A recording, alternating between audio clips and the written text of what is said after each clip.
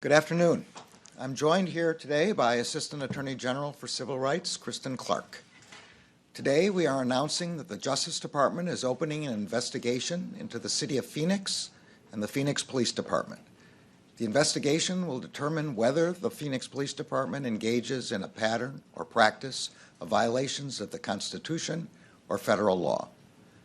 This is the third pattern or practice investigation I have announced as Attorney General. Each time, I have noted that these investigations aim to promote transparency and accountability. This increases public trust, which in turn increases public safety. We know that law enforcement shares these goals. The Justice Department has briefed Phoenix Mayor Kate Gallego and Police Chief Jerry Williams about the investigation.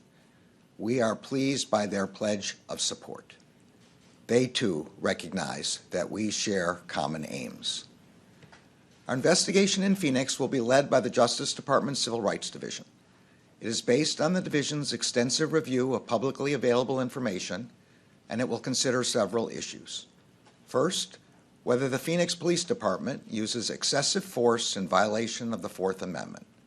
Second, whether the Phoenix Police Department engages in discriminatory policing practices that violate the Constitution and federal law.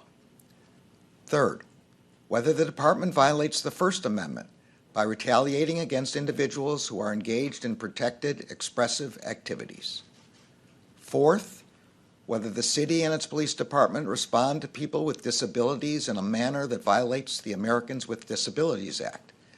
This includes whether decisions to criminally detain individuals with behavioral health disabilities are proper.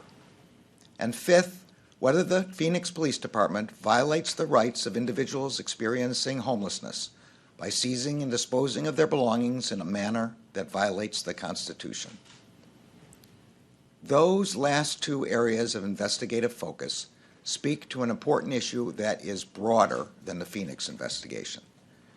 Our society is straining the policing profession by turning to law enforcement to address a wide array of social problems.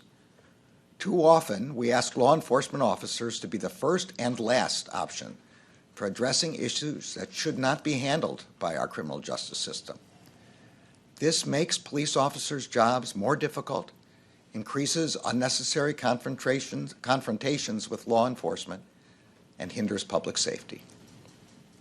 This past week, there has been much attention to the impending risk of mass evictions, which would put millions of tenants at risk of losing shelter. Needless to say, the impact on individuals and families would be devastating, and as the CDC has made clear, the impact on public health would likewise be devastating, fueling the spread of COVID-19 infections in the affected communities. Associate Attorney General Vanita Gupta is leading a Justice Department effort with state court leaders on this problem.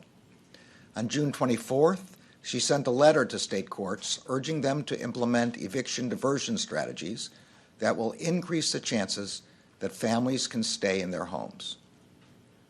Mass evictions would also have serious implications for law enforcement, adding to a crisis of homelessness that strains but cannot be solved by the criminal justice system. The ramifications do not end there. Far too often, police officers are the first ones called when someone is experiencing a mental health crisis in any setting. But it is almost certain that police will be called to respond to someone experiencing a mental health crisis if that person is also without housing. And as we have repeatedly seen, the risks to everyone involved in such interactions are enormous. These issues must be addressed if we are to ease the burdens that our society places on law enforcement and ensure the safety of our communities. The Justice Department, through grant-making, technical assistance, and training, supports law enforcement and community-based programs to tackle these challenges.